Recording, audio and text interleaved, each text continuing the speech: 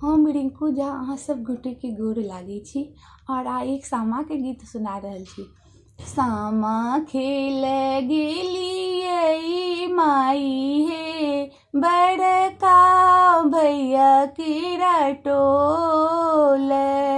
सामा खेल गेलियै माई हे बड़का भैया केरा टोल। बिछिया हेराई गेल माई हे डलबा लए गेल चोर। बिछिया हेराई गेल माई हे डलबा लए गेल चोर। चोरबा के नाम की है नेहा बहनो कही दिया है मोर। चोरबा के नाम की है खुशी बहनो कही दिया है मोर।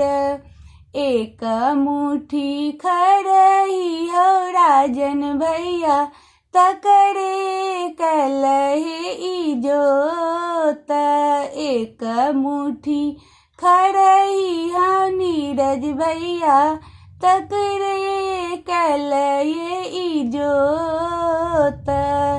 ताही इज्जत चीन भैया सूरज भैया बहनोइया रैया बड़ चोर। ताही इज्जत चीन भैया भैया बहनोइया रैया बड़ चोर। फूले चोटे मार भैया भैया बहनोइया है तहे तोर। फूले चोटे मार भैया भैया करे जबा काटे हे मोर। फूले चोट मार भैया भैया नयनमा झरे हे मोर। धन्यवाद।